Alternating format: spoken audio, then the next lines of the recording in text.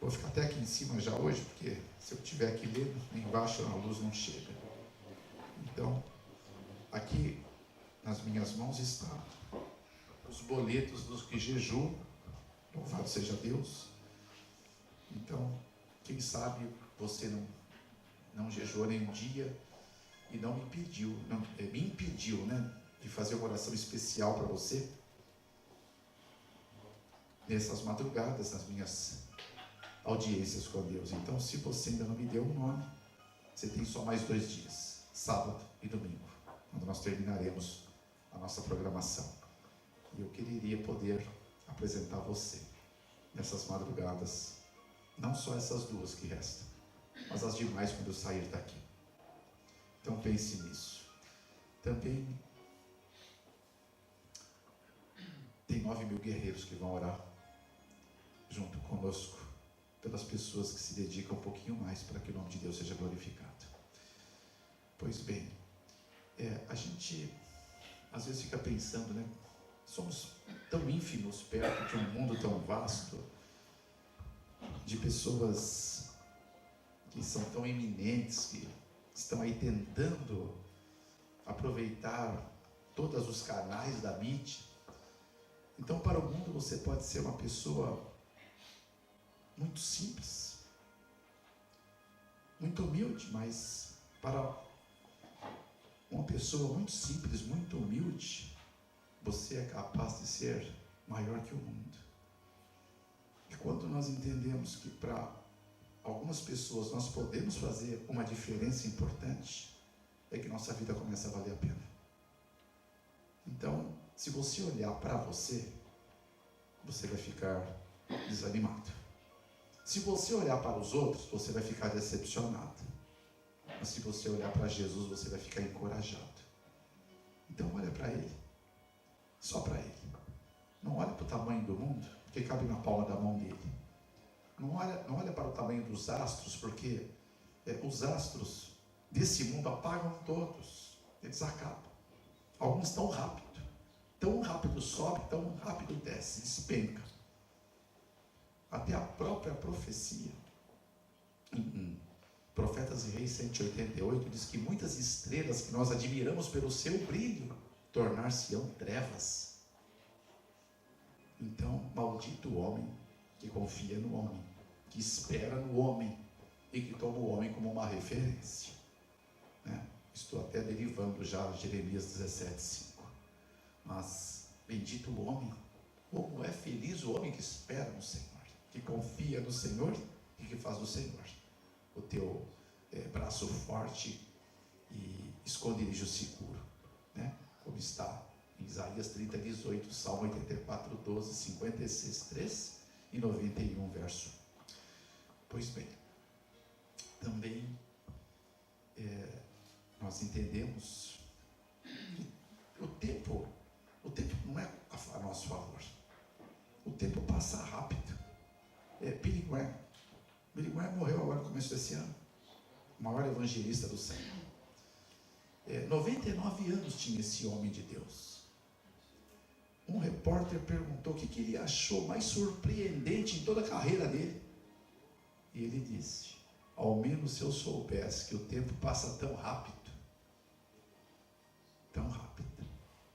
Realmente, eu estou quase completando 60 e eu não vi passar o tempo. Ele voou. Então, nós vamos voar para o céu também. Mas de repente você vai abrir os olhos, você vai estar já no céu, se você perseverar. E antes do céu, Deus tem tantas coisas ainda para você. Aqui, tem pessoas para a gente conquistar para o reino dele. Tem almas que o coração vai bater melhor para Cristo, através de um testemunho que nós podemos apresentar. Então vai depender o quanto você quer fazer isso. Deixa aqui mesmo. Bom, agora eu me lembro de um escritor do século XVI, pensador, dramaturgo. O nome dele é François Rabelais, francês. nasceu em 1494, em Chinon, lá na França. E ele era um padre também. Ele escreveu várias obras literárias famosas, como Gargantua, Qual é a Sua Obra? Qual é a sua obra? Numa das páginas está escrito assim: muitos não puderam quando deviam, porque não fizeram quando podiam. Essa frase, quando eu li a primeira vez, eu fiquei meses pensando nela. Eu sugiro que você pense um pouquinho nela também. Eu vou repetir, porque ela é um pouquinho profunda. Muitos não puderam quanto deviam, porque não fizeram quando podiam. Também tem outro escritor, Benjamin Disraeli, do século XIX, primeiro-ministro da Rainha Vitória. Ele disse, num dos seus escritos, também um escritor, né? A vida é muito pequena, ou a vida passa muito rápido para ser pequena, né? Então, o mundo já quer tornar a gente pequeno, porque nós aqui queremos representar uma bandeira. A vida é muito curta, melhor, né, para ser pequeno, muito curta. Não vamos permitir que a pequenez do homem fale mais alto no nosso coração. Não vamos permitir. Porque do mesmo modo que Deus tem um plano para a gente, para mim e para você, o anjo que caiu do céu também tem um plano para mim e para você.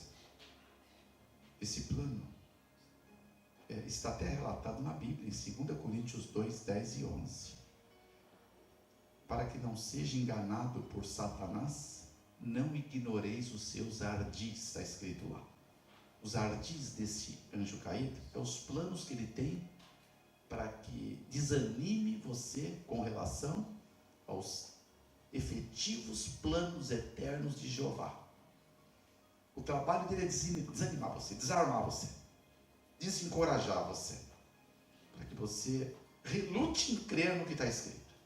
Como nós falamos na terça-feira aqui, nós temos um dom da credulidade, um dom natural que todo homem tem. Gostamos de crer nas pessoas, de crer nas coisas que são nos ditas, mas temos uma dificuldade tremenda em crer no que está escrito, de crer nas promessas de Deus, que são 7.486, por isso a gente fica à míngua da vida. Nós não as possuímos por falta de fé, por falta de coragem, e essa obra não tem lugar para covardes. Covardes, eu fui um deles ao longo dos 40 anos, porque eu nunca encarei a possibilidade de deixar Deus me fazer feliz de verdade, como Ele pode. Porque só Ele vai poder fazer você feliz, e como você gostaria de ser. Você não vai conseguir de outra maneira. Você viu quantos astros eu apresentei ao longo dessa semana aqui? Pessoas que pressupostamente a mídia apresenta como as pessoas mais efusivamente felizes do mundo. Coloca eles num palco iluminado, com luzes de tudo quanto é cor, e parece nas revistas mais famosas do mundo. Essas revistas apresentam como é que é a casa desses homens por dentro, né? Megas palácios, mas eles morrem, eles partem, eles perdem a eternidade, e partem não só apenas afundado, uns dando tiro de espingarda na cabeça, né? Outro, uma série de 27 anos de jovens famosos que suicidam-se, e outros que eram bilhardários, de repente morrem devendo grandes somas, porque a vida é um engano quando você não segue com Cristo. É o 10:39 do livro de Mateus, que eu citei ontem aqui na nova tradução da linguagem de hoje. Então alguns preferem viver uma vida falsa, mas nós acho que estamos pensando um pouco melhor que tipo de proposta a gente quer seguir com Deus. E desta maneira 9.000 guerreiros de oração estão orando por nós, para que nós consigamos acreditar que Deus, Ele tem a razão, que Deus pode estar com toda a razão, e a gente estava errado. Então vamos deixar Deus ser Deus, e vamos parar de querer que os nossos planos passem na frente do Senhor. que a nossa ansiedade em resolver do nosso jeito vá à frente dos planos de Deus. Desta forma. Você conhece aqueles tipos de vasos japoneses chamados bonsai? Já ouviu esses vasos? São vasos, né, que colocam pequenas árvores, que elas ficam em vasos pequenos, né? E árvores que têm às vezes 10, 20. Quanto mais anos tiver aquela árvorezinha num vaso pequeno, ela mais caro ficaria a obra-prima daquela arte, né? São então a arte bonsai. Então tem às vezes carvalhos de 50 anos que poderiam ter atingido, irmãos, perto de 100 metros. Estão ali em cerca de 50 centímetros. Por que acontece esse fenômeno? Porque a técnica japonesa é que em períodos sucessivos de tempo, eles levantam, eles tiram aquele carvalho do vaso e cortam as raízes dele. Vai podando, tá? Raízes, galhos, folhas. Então, aí depois coloca de novo, troca a terra, aduba com compostagem, e o carvalho, que era para ser de 100 metros, está lá, 50 centímetros. Né? E o que tem que ser feito? O que tem que ser feito, irmão? É que esse mundo, ele está fazendo isso com a tua mente, tornando mentes bonsai. O sistema que a gente está situado e aceitando a proposta através de tudo que a mídia apresenta, de tudo que as empresas nos oferecem para a gente se alimentar, estão podando você, estão cortando as raízes que tornaria você um grande homem, uma grande mulher, um grande jovem. Os filhos de Deus são homens de valor, são homens, irmão, de valor incalculável. É só olhar o que Deus foi capaz de pagar pelo preço do seu resgate, a vida do filho dele. O que o céu tinha de mais precioso é o que começa a ser o seu valor, só para começar o seu valor. Então, se Deus pagou um resgate desse tamanho pela tua vida, você é obrigado a concordar comigo que Deus jamais faria isso por porcaria. Deus não faz porcaria, porque Deus é genial demais. Tudo que Deus faz é perfeito e é muito bom. E Deus que criou você, mesmo que você possa não gostar tanto de você. Amém, irmãos? Então, chegou a hora do levante. Chegou a hora de a gente dar um basta mesmo para aquelas pequenezas da nossa mente e insistir em querer fazer do nosso jeito. T. Harv Eker, um outro pensador, escritor famoso na América, esse homem disse, né, aprendi pela própria experiência que as coisas que nós não vemos são mais poderosas do que as coisas que nós vemos, porque tudo que há debaixo do solo, ou melhor, tudo que é em cima do solo é criado do que está embaixo. Tudo que é em cima do solo é criado do que está embaixo. Então, pensa nisso no seu travesseiro. Pensa na frase de François Rabelais. Pensa na frase de Benjamin Disraeli, que a vida é muito curta para ser pequena. E a Paris Torel, que é aquele famoso barão de Tararé lá do Brasil, diz também que a única coisa que você leva dessa vida é a vida que você leva. A única coisa. Tá? E lá na América tem um candidato à presidência da República que todas as eleições ele se candidata, ele nunca ganhou.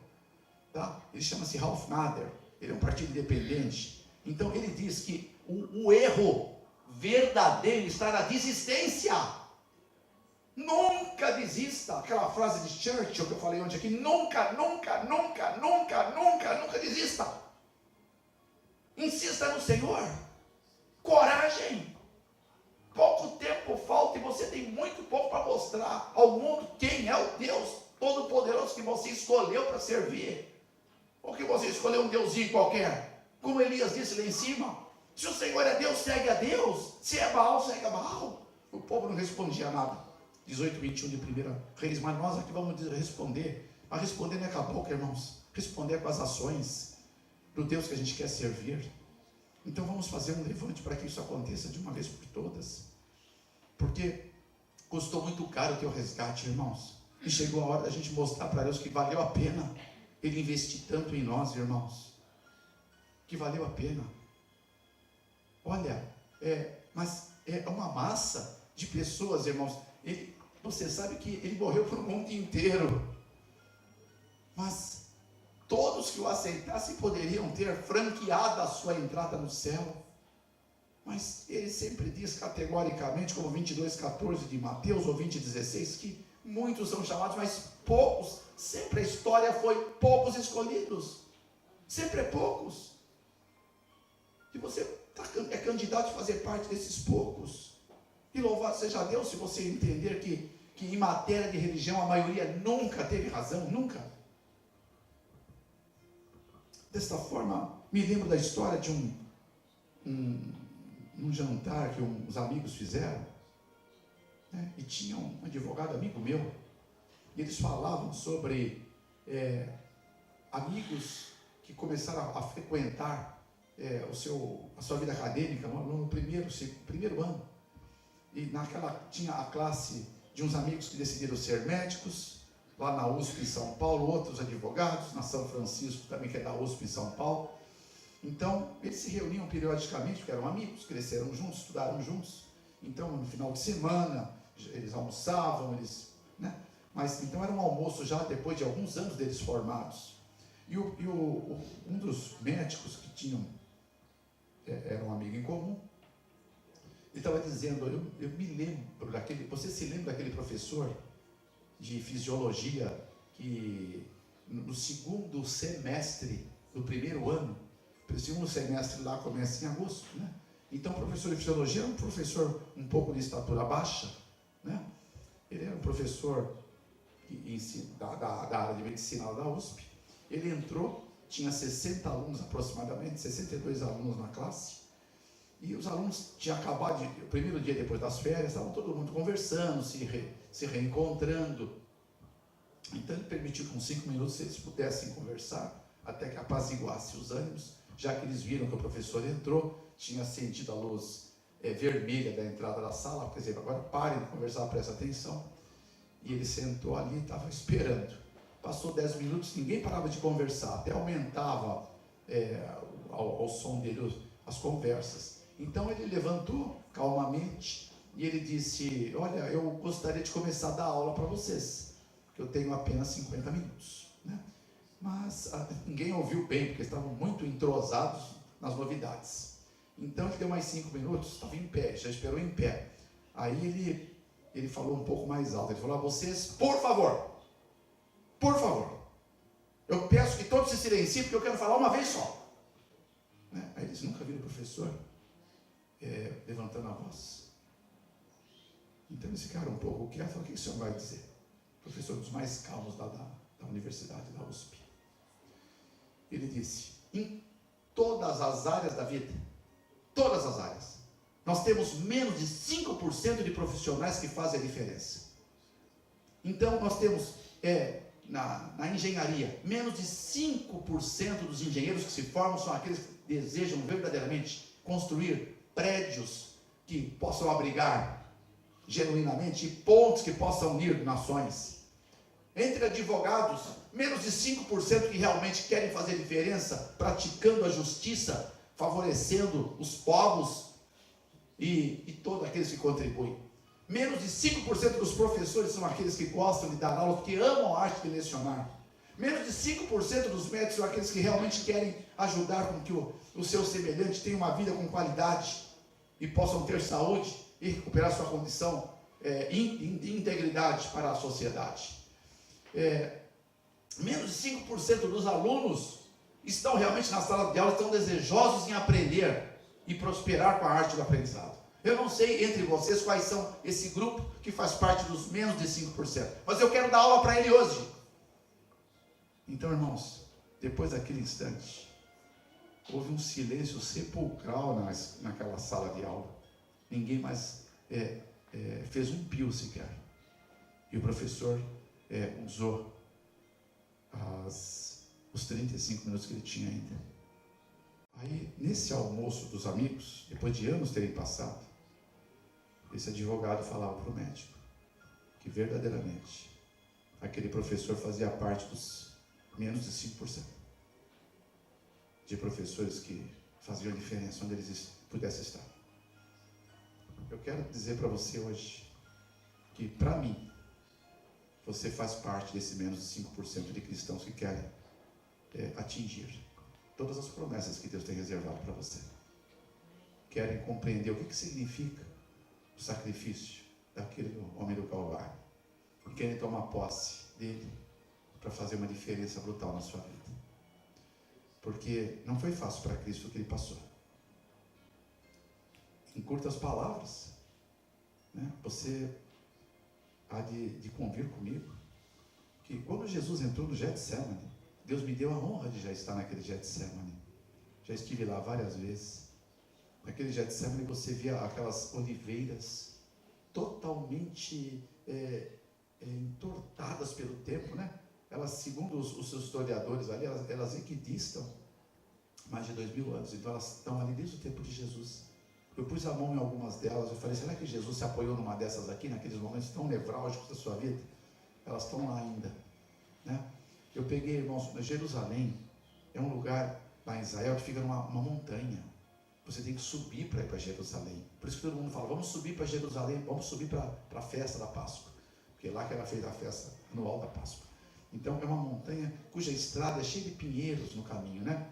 E lá é uma das partes mais frias de Israel.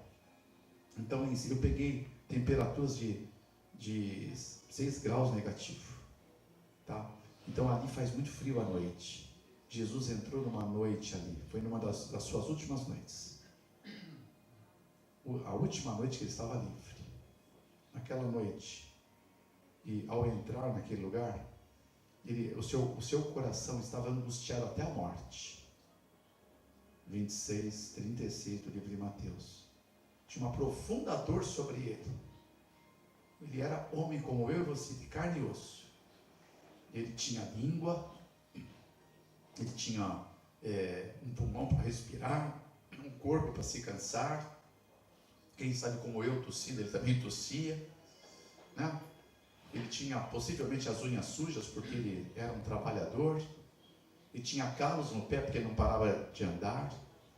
Ele só tinha uma muda de roupa, porque ele não tinha como poder cuidar de outras coisas qualquer, ou sequer poder transportar uma mala e um só par de sandálias. Ele entrou naquele Getsemane e ele falou, Pai,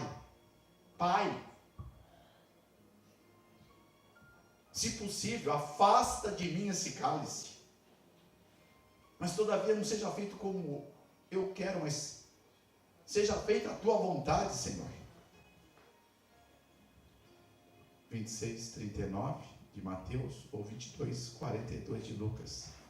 Não seja feita a minha vontade, mas a tua vontade. Ele sabia o quanto amargo era aquele cálice. Era o cálice mais amargo do universo, irmãos. Você já provou um cálice amargo? Já provou uma amargura? Decepcionando com pessoas? Decepcionando com alguém que para você um dia foi importante? Decepcionando no emprego? Decepcionando com família? Decepcionando com igreja? Decepcionando com cristão?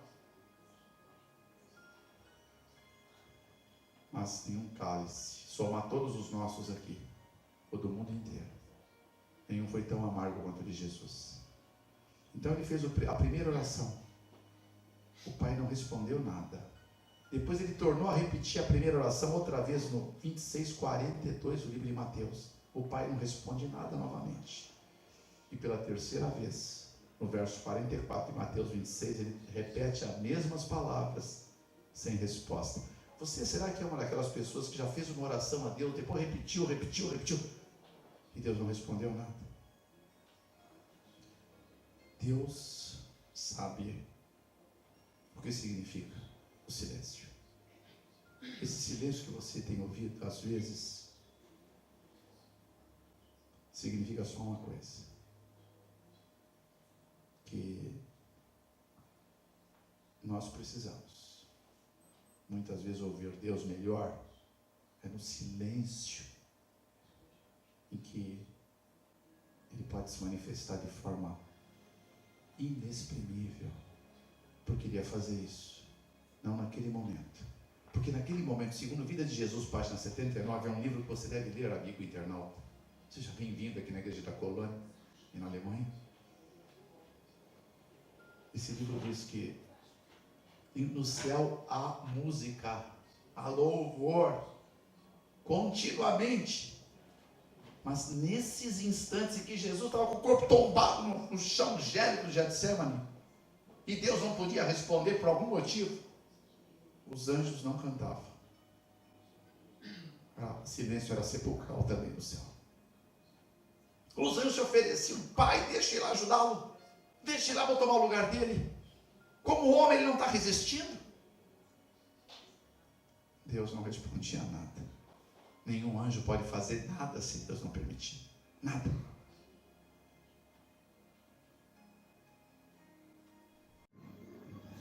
O corpo de Cristo estava gelado. E pediu que o Pedro, Tiago, orasse com ele. Ele foi lá, depois que orou a primeira vez. Vocês estão dormindo, vocês não podem orar comigo pelo menos 1 hora. Eu não vou pedir para você orar 1 hora, pode ser que você fique até bravo comigo. Fernando, não tem 1 hora para orar. Quanto tempo é bom para orar? Qual o tempo digno, bom tempo bacana para mim orar? Eu vou dizer para você. É o tempo que você se julgar confortável com Deus. Esse é o tempo adequado para você orar.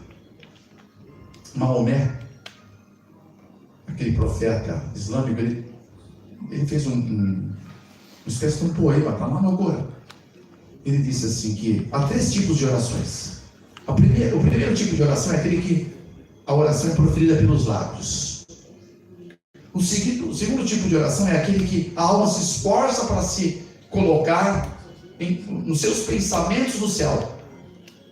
O terceiro tipo de oração é aquele cuja alma tem dificuldade de afastar-se de Deus. Qual é o tipo desses 3 que você situaria a tua vida de comunhão com Deus? Eu só proponho que você se adeque, ao melhor dos 3. Mas em suma, aqueles discípulos não conseguiam ficar acordados. Aí a gente pode falar: puxa, mas como é que eles não conseguiram ficar acordados com Jesus? Eu quero confessar aqui que muitas vezes eu me ajoelho para orar à noite, muitas vezes já dormi também. Dormi ajoelhado. E eu tive a impressão uma certa vez que Cristo não ia me dar uma bordoada porque eu dormi, porque eu estava tão cansado. Mas a sensação que eu tenho quando eu acordo, naquela posição de joelhos, é que eu estou no colo dele, nas pernas dele. E ele então, ele me abraça. Porque quando Jesus despertou naquela manhã, os discípulos dormiam. Só os 3 estavam mais perto, mas dormiam. Ele voltou 20 quilos de pedra, conforme está em Lucas 22, 41 em diante. Uns 20 quilos de pedra, mais ou menos alguns metros, uns 20 metros. Ele voltou e ele começou a abraçar os discípulos. Ele despertava, os abraçava. E olha, irmãos, a noite inteira aquele homem ficou prostrado. Nos últimos 3 anos e meio, ele levantava de madrugada e procurava um lugar deserto e orava. No 35 de Marcos.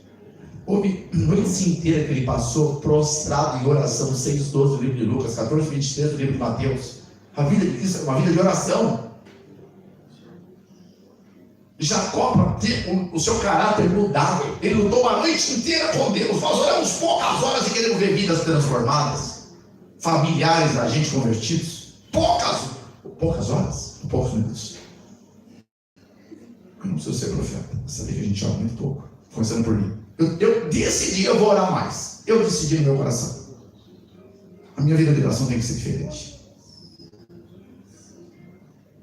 Então eu ia abraçar os discípulos. Eu abraçar os discípulos, irmãos. Eles correspondiam, acho que bocejando, expressando todo, mas abraçavam Jesus. Os ombros de Cristo. Estava tudo ensopado do orvalho da noite, gelado, por amor a eles. Isso está até revelado numa meditação matinal, maravilhosa graça de Deus. Página 189, se eu estiver certo. Mas, agora, lá voltando para Mateus 26, depois de uma noite inteira de silêncio, irmãos, ele mesmo rompe o silêncio, quando ele decide morrer por você, morrer por mim, morrer pelo pecador. Não seja feita então a minha vontade, vai ser feita a tua. A vontade do Pai é salvar você. O Pai não suportou o céu sem você e permitiu que Jesus viesse para resgatar você. Jesus veio para que você pudesse subir. Jesus morreu para que você pudesse viver. Jesus abriu mão de tudo para que você tivesse tudo. Então, a hora que Jesus confirma: morro no lugar do Fernando Lucas e do seu e desse internauta, então, ali no Getsemane, vida de Jesus, página 80, é que Jesus venceu Satanás. Não foi na cruz. Estranho isso. Eu demorei para entender. Porque Jesus era o quê? Deus. Deus não volta atrás quando fala uma palavra. Ele decidiu ali no Getsemane morrer por mim. Ele não ia mais voltar atrás. Então, irmãos, ali começa a maior vitória da eternidade. A cruz ia ser só a confirmação para todos os mundos, os anjos e os homens, que Deus decidiu morrer por você e por mim. Não na cruz. A cruz era a confirmação. É que nem o batismo. Internauta, você já foi batizado em nome de Jesus? Pelo nome do Pai e do Espírito Santo. Você escolheu a igreja que apresenta toda a verdade, a Bíblia na integridade dela, que prima pela guarda dos 10 mandamentos, porque sem tropeçar em nenhum, como diz Tiago 2,10, e que tem a última mensagem, a tríplice mensagem angélica para apresentar ao mundo: temei a Deus e dar-lhe glória, porque vinda a hora do seu juízo. Temei aquele que fez o céu, a terra, o mar e as fontes das águas. 14,7.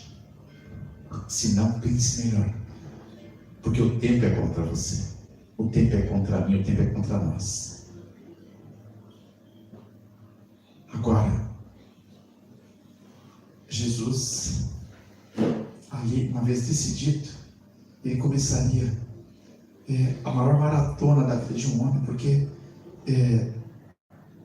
26:47, quando começa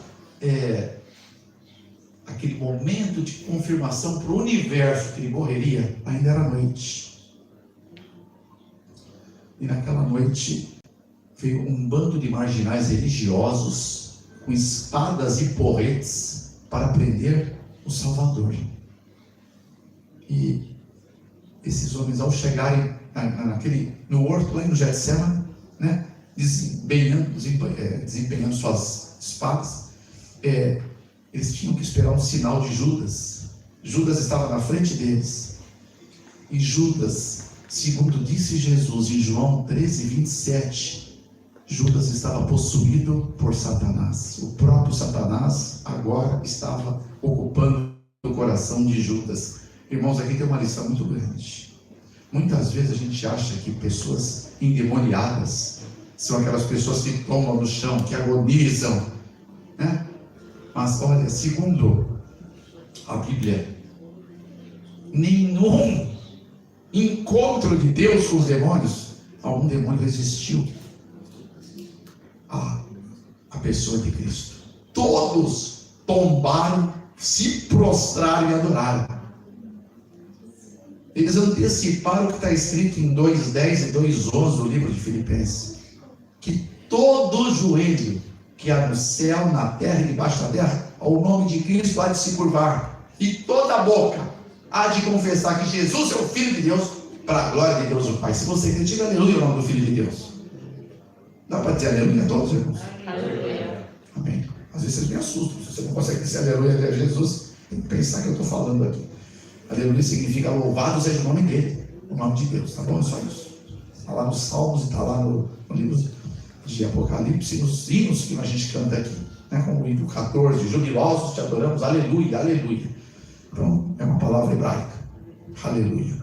Mas em suma, ali, quando esses espíritos caídos tombaram diante de Cristo. Eu me lembro, está relatado no livro de Mateus 28 a 34, Mateus 17, 18. Está relatado em Marcos, em vários textos, 1, 21 a 29. Está relatado em 5, 1 a 20, aquele demoniado gadareno. Não, esse é aquele que andava nos sepulcros. Também está o gadareno também. Inclusive o demoniado gadareno, de Marcos 1, 5, 1 a 20, foi o primeiro discípulo de Cristo, irmãos. Depois que Cristo libertou esse endemoniado, foi o primeiro que Deus enviou em nome dele: vá para a tua casa, para os seus, diga quão grandes coisas o Senhor tem feito por você. Esse é o primeiro enviado de Jesus. O discípulo é o enviado de Cristo. Não foi nenhum dos 12. O primeiro foi o ex-endemoniado gadareno, da cidade de Gadar. Agora, também está relatado ainda em Marcos 9, 14 a 29, especialmente o verso 25, né? Todos esses endemoniados, eles se prostravam diante de Deus. Eles não podiam suportar a potência da glória de Deus. E eles se curvavam. Tá? Também Lucas está em vários relatos. Lucas 4, 33 a 36, 4, 40, 9, 62 e também livro 8, 26 a 39. Então, irmãos, olha, uma pessoa endemoniada não é aquela que simplesmente toma e agoniza. Porque Caifás e Anás, quando tramavam a morte do Filho de Deus, relatados no livro de João 11, 47 a 57, eles não agonizavam. O próprio Judas não estava agonizando quando foi dar um beijo no Salvador. Eu repito, 13 e 27 de João. Herodes não caiu no chão e agonizava quando deu ordem para matar todos os bebês da Judéia que tinham 2 aninhos para baixo. Mateus 2,16.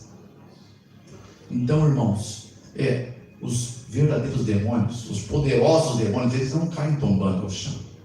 Eles trabalham com paletós e gravatas, gostam muito de ocupar cargos de governo, gostam muito de ocupar lugares na mídia, gostam muito de realizar leis contra o povo, gostam muito de tirar cristão do caminho devido. Se você tiver um amigo, uma amiga que leva você de alguma maneira a desonrar os mandamentos de Jeová e quebrar a sua intimidade com ele, você pode ter certeza que é um instrumento de Satanás enviado para minar a tua vida espiritual. Se você quer saber mais ainda, Pedro chegou para Jesus lá em Mateus 16, 22 e disse, quando Jesus relatou que tinha que ir para Jerusalém e ia morrer ali, crucificado, ele falou: Jesus, não pense em fazer isso, poupe-se, nós precisamos de você. Jesus olhou para ele e disse: aparta-te de mim, Satanás, aparta de mim, porque me serves de pedra de tropeço, pois não conhece as coisas que são de Deus, mas somente as que são do mundo. 16, eu repito, 22 e 23. Então, ali Pedro não caiu agonizando quando Satanás usou para tentar intimidar o Salvador. Então, cuidado com pessoas que chegam perto de você e tentam de alguma maneira levar você a fazer aquilo que o Senhor jamais disse que você deveria fazer. Como comer coisas que você jamais deveria comer, vestir coisas que você jamais deveria vestir, entreter-se gastando um tempo sagrado com coisas que você jamais deveria se entreter. E sugere que você pense em coisas que você jamais deveria pensar. Então faça como Jesus fez, em oração. Repreenda esses espíritos do engano que permitem que a sua continuidade, a sua marcha ascendente para o céu nunca seja minada por agentes ou servos de Satanás que virão com certeza até você. A palavra é clara: vigiar todo instante, orando. 21:36 do livro de Lucas. e 26:41 é claro e taxativo. Do livro de Mateus. Vigiar todo o tempo, orando, porque o espírito está pronto, mas a carne é fraca. Disse Jesus. Se disse Jesus, você pode acreditar. Acredite, que isso vai fazer bem para a tua alma. Agora, também está relatado ainda em Marcos 9:14-29, especialmente o verso 25, né? Todos esses endemoniados, eles se prostravam diante de Deus, eles não podiam suportar a potência da glória de Deus, e eles se curvavam, tá? Também Lucas está em vários relatos, Lucas 4:33-36, 4:40, 9:62 e também livro 8:26-39. Então, irmãos, olha, uma pessoa endemoniada não é aquela que simplesmente tomba e agoniza, porque Caifás e Anás, quando tramavam a morte do Filho de Deus, relatados no livro de João 11:47-57, eles não agonizavam. O próprio Judas não estava agonizando quando foi dar um beijo no Salvador. Eu repito, 13:27 de João. Herodes não caía no chão e agonizava quando deu ordem para matar todos os bebês da Judéia que tinham 2 aninhos para baixo. Mateus 2:16. Então, irmãos, os verdadeiros demônios, os poderosos demônios, eles não caem tombando ao chão. Eles trabalham com paletós e gravatas, gostam muito de ocupar cargos de governo, gostam muito de ocupar lugares na mídia, gostam muito de realizar leis contra o povo, gostam muito de tirar cristão do caminho devido. Se você tiver um amigo, uma amiga, que leva você, de alguma maneira, a desonrar os mandamentos de Jeová e quebrar a sua intimidade com ele, você pode ter certeza que é um instrumento de Satanás enviado para minar a tua vida espiritual. Se você quer saber mais ainda, Pedro chegou para Jesus, lá em Mateus 16:22, e disse, quando Jesus relatou que tinha que ir para Jerusalém e ia morrer ali, crucificado, e falou, Jesus, não pense em fazer isso, poupe-se, nós precisamos de você. Jesus olhou para ele e disse, aparta-te de mim, Satanás, aparta-te de mim, porque me serves de pedra de tropeço, pois não conhece as coisas que são de Deus, mas somente as que são do mundo. 16, eu repito, 22-23. Então, ali Pedro não caiu agonizando, quando Satanás o usou para tentar intimidar o Salvador. Então, cuidado com pessoas que chegam perto de você e tentam de alguma maneira levar você a fazer aquilo que o Senhor jamais disse que você deveria fazer. Como comer coisas que você jamais deveria comer, vestir coisas que você jamais deveria vestir, entreter-se gastando um tempo sagrado com coisas que você jamais deveria se entreter. E sugere que você pense em coisas que você jamais deveria pensar. Então faça como Jesus fez, em oração.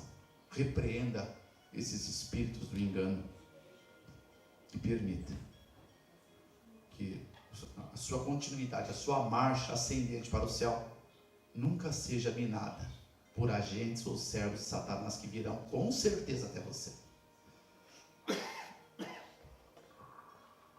A palavra é clara: vigiar a todo instante, orando. 21:36 do livro de Lucas. E 26:41 é claro e taxativo do livro de Mateus. Vigiar todo o tempo, orando, porque o espírito está pronto, mas a carne é fraca. Disse Jesus. Se disse Jesus, você pode acreditar. Acredite, que isso vai fazer bem para a tua alma. Agora,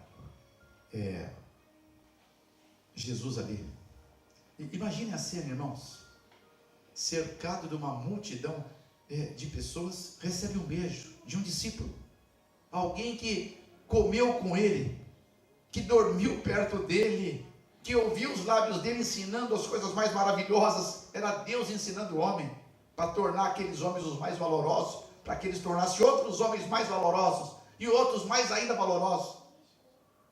Porque a ordem foi, não vá e faça crentes por aí, não. Vai e faça discípulos.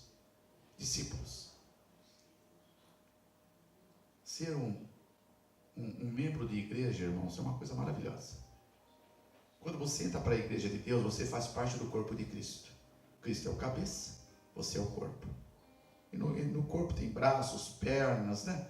Tem estômago, tem coração, tem dedinhos. Então todo o corpo é importante.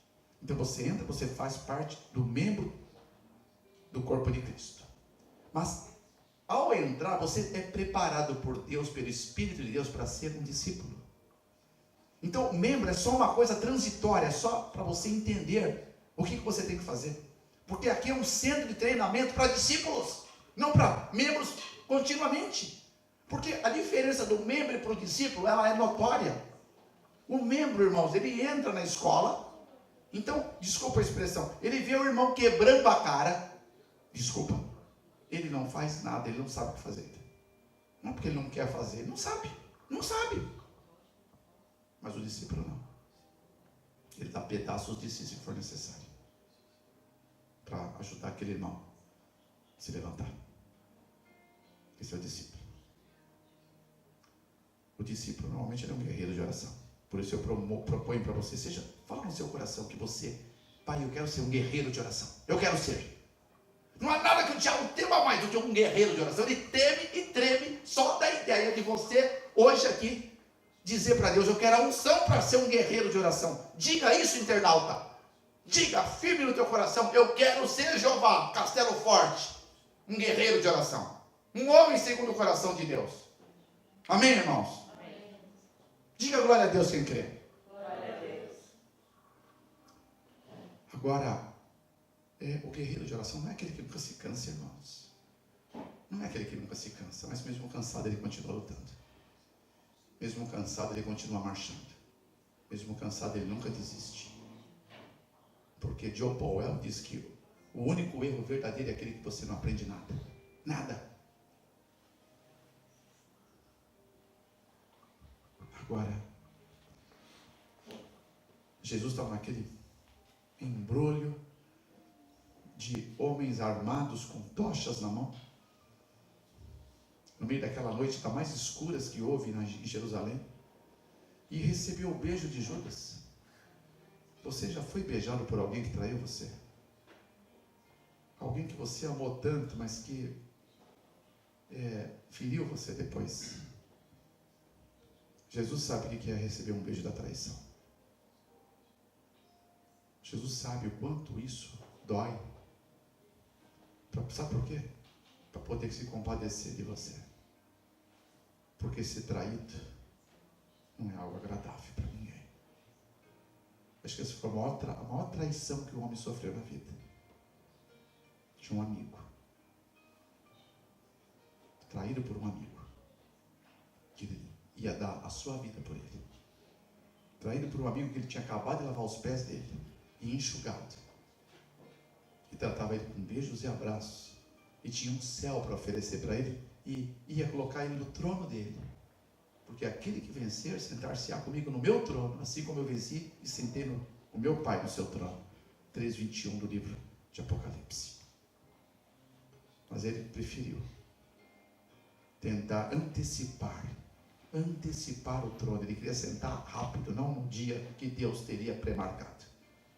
Sempre que você quiser antecipar, você entende isso, Jesus? Antecipar o plano de Deus. O plano de Deus é perfeito para mim, para você e para cada um de nós que está aqui internado. Então, a maldita ansiedade é para arruinar você e agradar o diabo, que diz que você já não tem que continuar esperando. Se Deus está demorando, faça você mesmo. Mas, depois daquele beijo, se bastasse, né? Ele, verso 26, 47, em 26, 49 é o beijo, 26, 51 e 52. É Pedro que, ao ver que Jesus estava sendo preso, cordas para amarrar Cristo. 18:34 de Lucas. Pastor, imagine os homens amarrando Deus com uma corda. Cordas não podem prender punhos de deuses. Cordas humanas. Mas ele estava amarrado. Ele deixou-se amarrar. Ele deixou-se amarrar.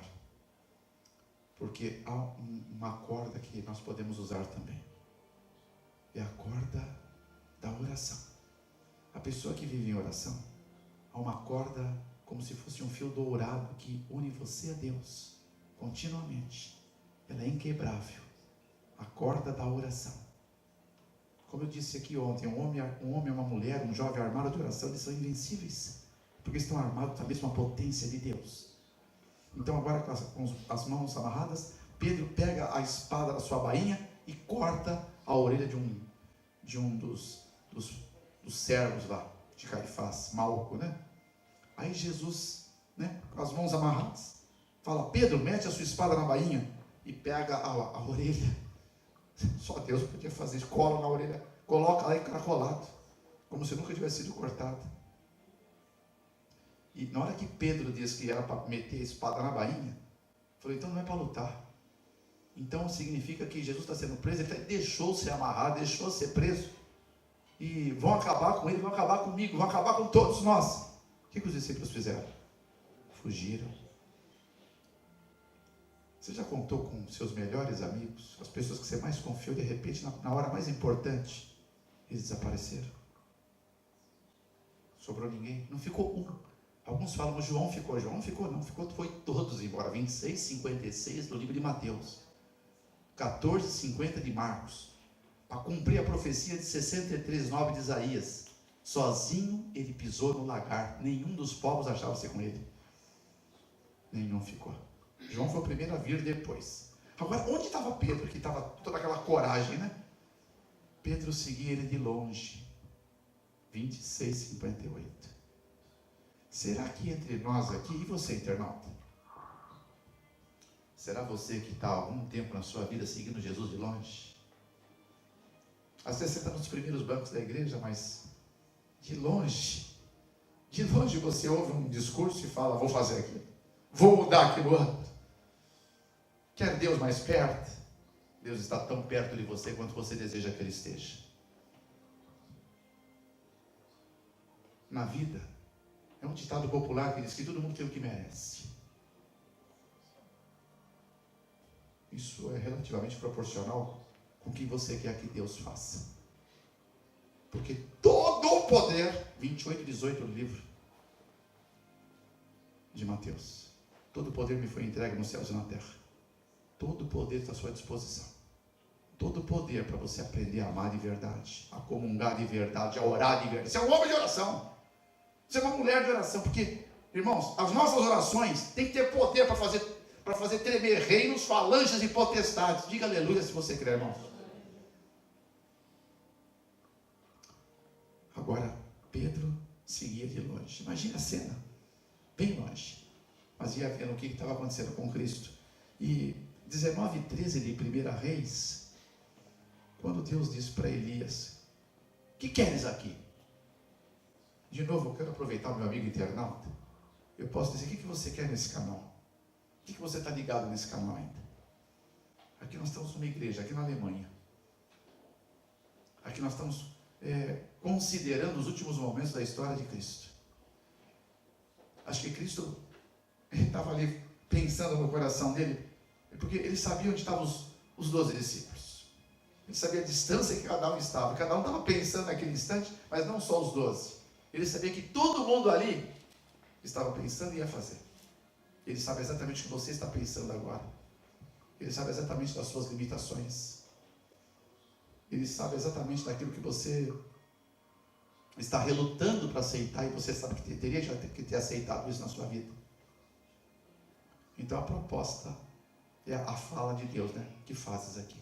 O que você faz aqui até hoje? Até hoje você está aqui. Alguns nasceram, olha, irmãos, abro aspas, tá?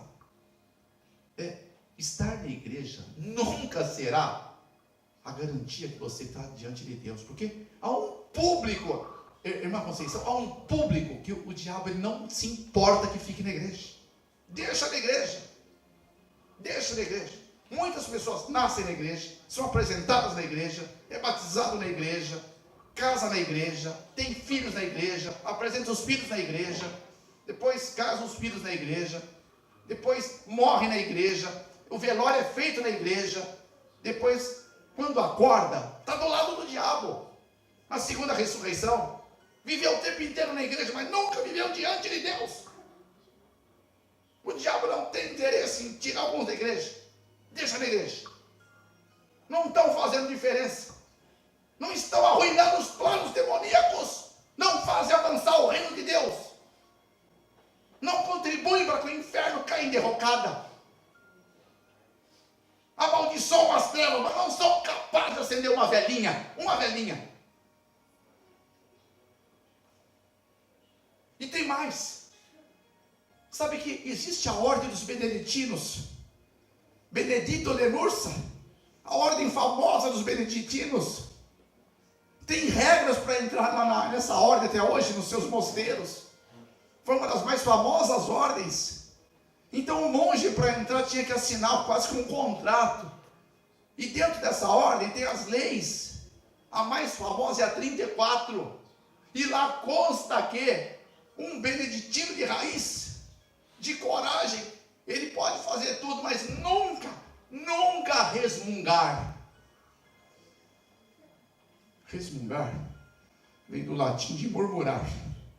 Nunca murmure, porque os que murmuram, segundo a ordem, não é eu que estou falando, segundo, são vagabundos. Porque, irmão, aqueles que murmuram não fazem nada. Eles não contribuem. Eles são sempre aquelas pedras de tropeço, porque Jesus foi claro. Quando ele disse, ai do mundo por causa dos tropeços, porque é mister que eles venham, mas ai do homem pelo qual o tropeço há de vir. Ai do homem pelo qual o tropeço há de vir. 18, 6 e 7 do livro de Mateus. Melhor que se lhe fora, que se pendurasse uma pedra de moinho no seu pescoço e lançasse no fundo do mar, do que ele nascesse. Melhor que não tivesse nascido. 14, 24 de Marcos. Melhor que não tivesse nascido. Então, irmãos, pelo amor de Deus, pelo amor de Deus, Jesus foi categórico. Foi Cristo que disse, nunca murmureis. 6,43 de João. Nunca saia da tua boca uma palavra torpe, nunca, mas somente aquela palavra que foi boa para edificar, para levantar, para se erguer. 4,29 do livro de Efésios. Aí você para do verbo parar, com acento circunflexo no primeiro ar no português. Para de entristecer o Espírito Santo de Deus, pelo qual você está selado para o dia da redenção. Quem crê, diga glória a Deus. Quem crê, diga glória a Deus. Jesus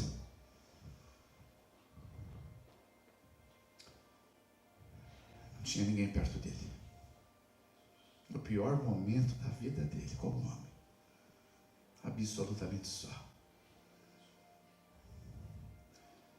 Na hora que chega no verso 26, 67, levaram ele para o Sinédrio. Eu entrei no Sinédrio algumas vezes na minha vida, lá em Jerusalém. Você anda num labirinto ali, parece uma masmorra. Aí sobe numa sala áurea, tudo de pedra, né? Como foi feito aqueles dias. Irmãos, de todo o meu coração, pastor, eu estou aqui em nome de Jesus. Se eu estiver faltando com a verdade aqui, pastor, que o Senhor não me permita mais assumir o púlpito dele. Eu senti um cheiro de sangue o tempo inteiro que eu percorri aquelas salas, aqueles corredores. Está aquele cheiro de sangue até hoje lá, as minhas narinas sentiram. Porque ele ia passando no sinédrio, irmãos, ele recebia bofetadas. Os servos do sumo sacerdote, como pode fazer isso com o sumo sacerdote? Tome paulada, tome bofetada. Não tinha luvas de espuma como os lutadores de boxe peso pesado usam, e ainda assim deixam marcas firmes no rosto do adversário que até incha. Era osso de carrasco, de pessoas endemoniadas, de pessoas que estavam cheias de fúria contra Jeová, e descontavam no filho. Aquelas bofetadas era eu que merecia, porque Cristo nunca quebrou a lei de Deus. E o sangue dele, irmãos, na hora que uma bofetada daquela, né, ele tossia sangue, porque era no estômago, era nas costas, era na cabeça, e o sangue dele voava naquelas paredes, e voava por aquele ar. Ele passou, ia passar a noite inteira naquele salão do sinédrio, recebendo chutes e pontapés. 26, 67, 68, eu repito, no livro de Mateus. E 22, 64 de Lucas, diz que eles colocavam uma venda durante a madrugada e colocavam: você é filho de Deus, não é isso? Então profetiza quem é que te esmurrou. Escarneciam de Cristo, brincavam com o Cordeiro de Deus que tira o pecado do mundo. E eram chutes de bicos de pé. Ele não pôde ir naquela noite inteira descansar um segundo sequer. Ele recebia só, eram chutes e pontapés, murros e bofetes. Eles cuspiam nele, irmãos. Ele estava com o corpo todo cuspido. Eles escarravam no Cordeiro. Jesus não pôde ir, em nenhum momento, ir no toalete fazer um xixi, irmãos. Jesus, ele não se alimentou naquela noite. Jesus não pôde descansar em nenhum momento. Jesus estava num quadro de estresse inimaginável para salvar a tua vida. Você já se pegou algum momento pensando: por que eu devo ser grato para esse Deus?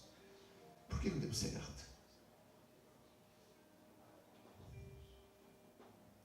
27, 18, irmão José, irmão Walter, quando ele estava diante de Pilatos já no dia seguinte, porque os romanos que tinham que sancionar a ordem para crucificá-lo, porque eles queriam Jesus morto.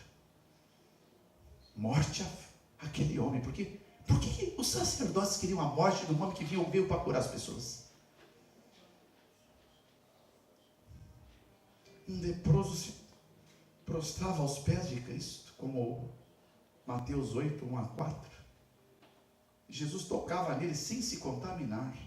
Instantaneamente aquela pele podre do leproso se transformava numa carne cor-de-rosa, como se de um bebê que acabou de nascer. Como a bochecha do Elias, tão bonita, tão corada, de um bebê saudável.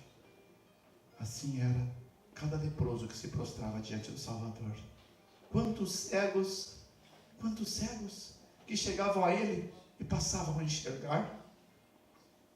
Eu me lembro daqueles 10 leprosos que pediram que ele os purificasse, lá nas parábolas de Lucas 17, verso 14 em especial, quando ele os purificou, né? Ele falou assim primeiro: ide até os sacerdotes. Na hora que aqueles leprosos, mas eu estou leproso, como é que eu vou para o sacerdote? Ele falou: ide para os sacerdotes. Aí os leprosos foram, no caminho foram purificados. Espera um pouquinho aqui, olha para mim. A cura é pela fé. A cura é pela fé. É que nem o mar. O mar não se abriu antes deles marcharem. Só abriu quando começou a marchar. A lepra só saiu do corpo dos 10 leprosos quando eles começaram a marchar rumo ao sacerdote. Você tem que fazer a sua parte, porque Deus não faz o possível. Deus só faz o impossível. Possível você faz, possível faço eu. Não espera que Deus faça o possível. Não espera. Sempre que eu lembro dessa locação, eu me lembro de uma frase de um para-choque de caminhão que eu vi. Eu estava dirigindo numa estrada, lá no Brasil, e vi aquela frase, né? Eu gosto de ler frases de para-choque de caminhão. Aqui também na Europa tem frase de para-choque? Aqui não. Mas estava escrito no Brasil: o Deus do impossível ainda não desistiu de você. Ele não desistiu dali, ó. Não desistiu. não desistiu. Amém, Ana? Certo? Marli? Rose? Estou aprendendo. Deus não desistiu. Amém, Sanela? Ele não desistiu. Agora, por que eles queriam acabar com a vida desse homem? Porque a palavra é uma das palavras mais feias que eu conheço. Eu acho que, pastor, às vezes tem palavrão que para mim não é tão feio. Quer dizer, eu não suporto palavrão. Eu tampo meus ouvidos. Mas eu acho que essa palavra é mais feia do que palavrão. Eu acho que ela não devia existir. A palavra é inveja. A inveja é um dos piores sentimentos que um ser humano pode ter. Aqueles sacerdotes estavam morrendo de inveja de Jesus, porque toda a multidão seguia a ele, o Cordeiro de Deus. E aqueles famosos sacerdotes não eram mais tão importantes, né? Quando Cristo estava perto, era Cristo que eles queriam. Eles queriam ouvir as palavras de Jesus. Eles queriam se encantar com os feitos gloriosos de Cristo. Eles queriam ver Jesus apresentando o caminho, a verdade e a vida. As palavras ele dizia com encanto que ninguém dizia. Nunca nenhum homem falou como esse homem. Eu já falei isso para você, 7,46 do livro de João. Quem é esse homem? 8,28 do livro de Mateus. Nunca está ouvindo os 2,12 do livro de Marcos. Ninguém pode fazer os sinais que ele faz se o Senhor não for com ele. 13,2 do livro de João. Aquele homem era imbatível. E a inveja era crucial. Pela mesma inveja, irmãos, pela mesma inveja, eles começaram a matar todos os discípulos de Cristo. 5, 17 e 18 do livro de Atos dos Apóstolos. A inveja.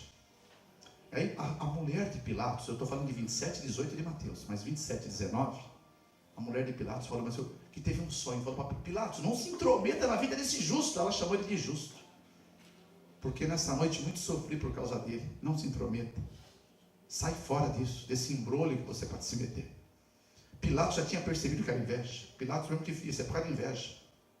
Então Pilatos fez um plano, era a Páscoa, tinha que soltar um prisioneiro, ia soltar o pior prisioneiro que tinha lá na Judéia, Barrabás. Aquela cruz era de Barrabás.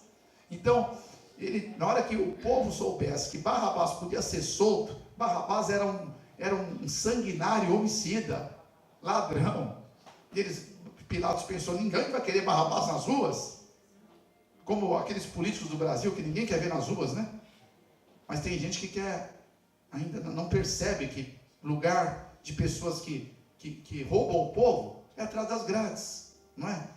Então Barrabás tinha que ficar atrás das grades, mas ele colocou Barrabás, e Jesus estava desfigurado, irmãos. Ele passou e apanhou a noite inteira. Quem vocês querem que eu solte? Pilatos estava certo, vão dizer, solta Jesus, né? Barrabás não. Mas, irmãos, segundo o livro Desejado de Todas as Nações, página 746, que o próprio Satanás, em forma humana, e demônios com formas humanas, gritavam na multidão, solte Barrabás, solte Barrabás. O que farei com Jesus chamado Cristo? Crucifica-no, crucifica-no. 27 e 22. Em gritos despavoridos, crucifiquem o Filho de Deus. Pilatos não acreditou. Pilatos viu que aquela plebe gritava como nunca viu na vida. Era um grito de demônios. Crucifiquem o Filho de Deus. Sabe o que estava querendo dizer? Crucifique os sonhos da Maria Conceição. Crucifique os sonhos da irmã Eva. Os sonhos da Mônica. Os sonhos da Samara. Mas Satanás nunca teve poder. Nunca teve poder para crucificar o sonho de um homem e de uma mulher que crê que Jesus é o Filho de Deus, o ressurreto, o Deus que vive e reina eternamente. Amém, irmãos? Amém. Então pode continuar sonhando, porque o Senhor é teu Deus. que ele ainda realiza sonhos, ainda que melhor e diferente do que você tem sonhado. Mas Pilatos lavou as mãos. Verso 24 de Mateus 27. Esse foi um dos atos mais covardes que eu já vi na Bíblia. Aquele homem tinha poder para libertar o Salvador, porque ele mesmo disse, nos relatos de João 19,6, que não havia visto um crime qualquer nesse homem. Culpa nenhuma eu acho nele. Mas agora Pilatos lavava a mão, permitindo que um justo fosse morto por causa da inveja de demônios sanguinários, homens possuídos por Lúcifer e sua hoste das trevas do inferno. Pior que isso é que eles continuam usando pessoas. Pior ainda é que poderão usar contra você nesses últimos dias. Mas se o Senhor for por você, se o Senhor for por mim, se o Senhor for por nós, quem será contra nós? Diga glória a Deus quem crê. Glória a Deus. 8:31 do livro de Mateus, de Romanos. Mas Pilatos lava a mão, ele coroado de covardia, e no verso 25, Barrabás é solto, e aquela cruz que era de Barrabás nunca foi a cruz para Jesus, a cruz era para Barrabás. Imagina a alegria de Barrabás, vendo que ele não ia mais ser crucificado, que um inocente agora ia pagar pelos crimes dele. Jesus já veio ao mundo para salvar Barrabás também. Jesus veio ao mundo para salvar todos que nele crescem. 3,16 do livro de João, para que ninguém perecesse. Mas quando eu estudei a história melhor, pastor, eu descobri que a cruz não era de Barrabás, não. Eu falei, aquela cruz era minha. A cruz era minha, a cruz do Fernando Lucas. Mas ele tomou para ele. Ele queria me salvar. Jesus só quer salvar você, porque te ama. Você tem um Deus que te ama. Luísa, Jesus te ama demais. Te ama muito, Luísa. Ele quer salvar você, quer salvar papai e mamãe. Porque ninguém nunca vai te amar tanto quanto Jesus, amor. Jesus te ama. Com amor eterno, eu te amei. Com amorável benignidade, eu te atraí. 31:3 do livro de Jeremias. 31:3. Ninguém tem maior amor do que esse, dar a sua própria vida pelos seus amigos. 15:13 do livro de João. O amor de Deus, diz o salmista, ele vai até o céu. 16:34 do livro de 1 Crônicas. O amor de Deus é melhor do que a vida. 63:3 do livro de Salmo. E tu és o Deus que me ama. 59:17 do Salmo também. E ele fala, ainda que uma mãe pudesse esquecer do fruto do seu ventre, do filho que amamenta, eu jamais me esquecerei de você, porque te amo. Tenho o teu nome escrito na palma das minhas mãos. 49:15-16 do livro de Isaías. Desculpa, esses textos para mim são fortes demais, né? Eu sou apaixonado por esse Deus, né? Sabe por que eu sou apaixonado por ele? Você vai entender. Porque ele me salvou do que eu era. Eu era uma pessoa que não valia nada. Eu era uma pessoa soberba. Eu já falei aqui, olhando para as câmeras, eu olhava no espelho e falava, eu sou um gênio. Eu tenho uma fortuna. Eu faço operações no mercado e ganho milhões. Eu sou muito bom. Eu batia no peito e falava, era bom. Mas eu era um desgraçado, miserável, pobre, cego, e ainda Deus me amava. Ainda Deus me perseguia com seu amor. 3:17 de Apocalipse, 23:6 do livro de Salmo. Ele não desistia de mim, ele queria me perseguir até me encontrar. E infelizmente só deixei na poça de sangue. Só ali. Ele conseguiu me tocar e me arrastar e me salvar. Ele me salvou, sabe o que Jesus fez? Ele me salvou do que eu era, porque eu estava acabado. Todos os meus passos me levavam para o inferno, para os quintos dele. E Jesus veio do céu para me salvar, para me tornar um novo homem, remido pelo sangue do Cordeiro, a fim do que aquele Fernando Lucas que eu conheci, ele morreu um dia, morreu. Eu sepultei nas águas batismais. Você precisa ser batizado, meu irmão internauta, minha irmã, meu jovem. Você precisa experimentar a arte celeste sagrada do santo batismo nas águas da igreja de Deus. A igreja que o diabo persegue com fúria pertinaz. Porque quando você sair dessas águas, você nunca mais será o mesmo. Eu proponho, não é um batismo de água qualquer, mas de Espírito Santo e com fogo, prometido por João Batista e garantido por Cristo em 3:11 do livro de Mateus. Agora,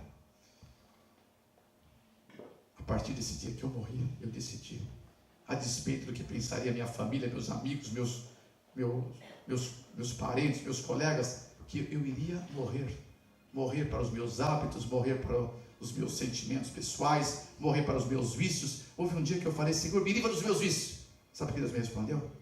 Primeiro você terá que desistir deles. Primeiro desista deles. Então, eu decidi morrer.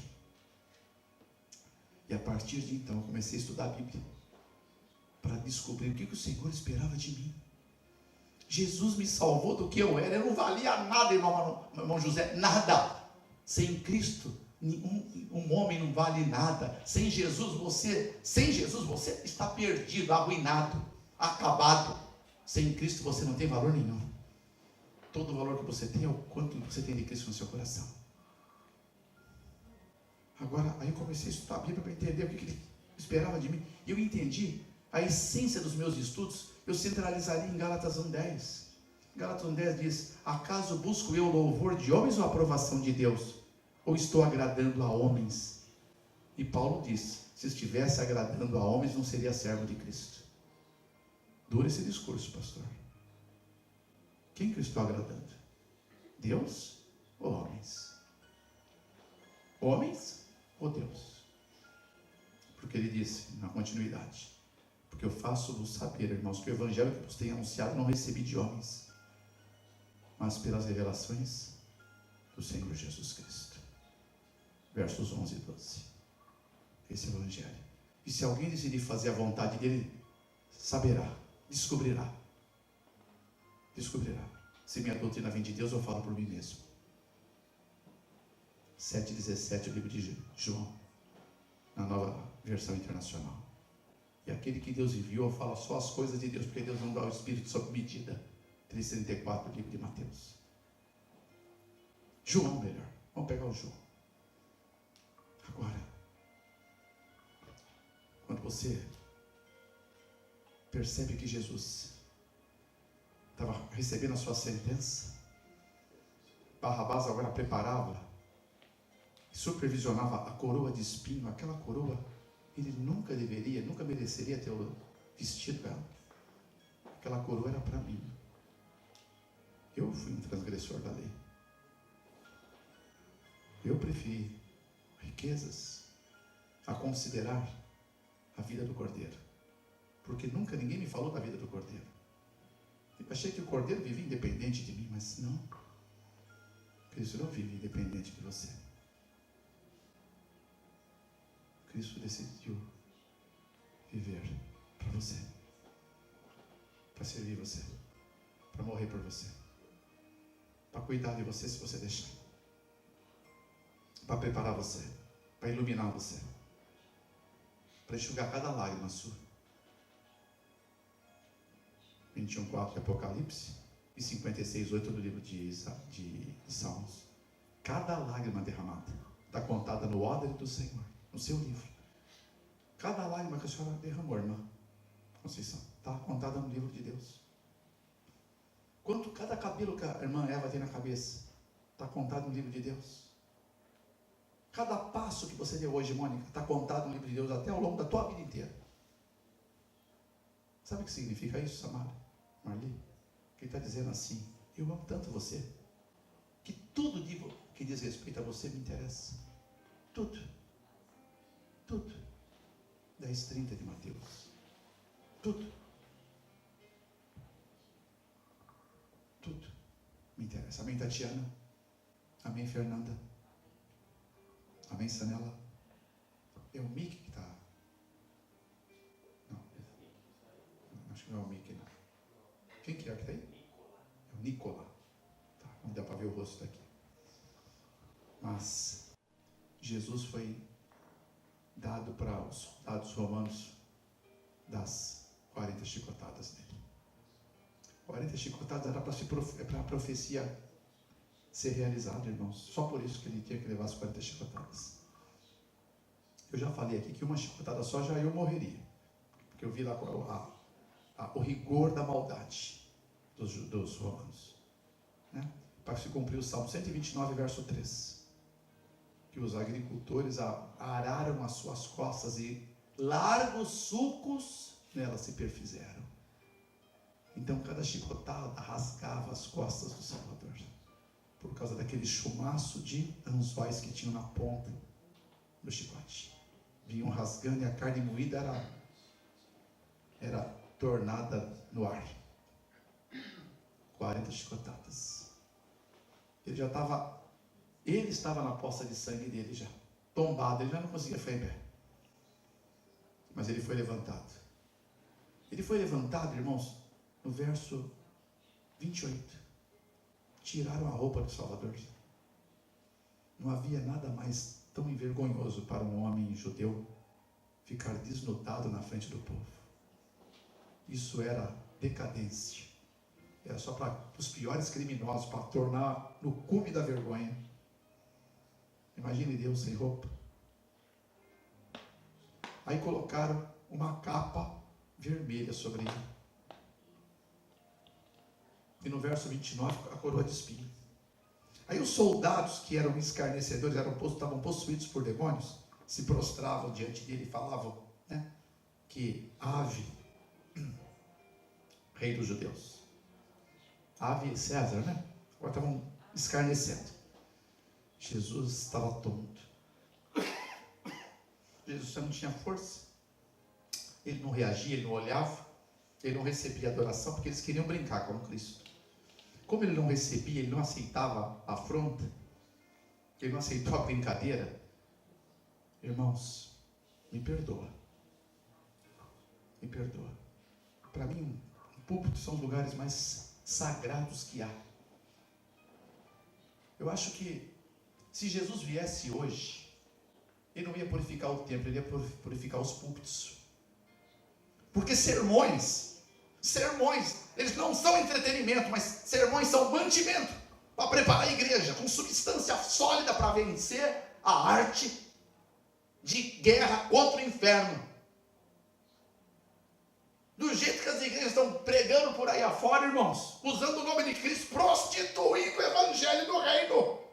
Eu acredito que se Jesus estivesse pregando o mesmo teor de pregações que esses ministros estão fazendo, ele nunca teria sido crucificado. Nunca, nunca.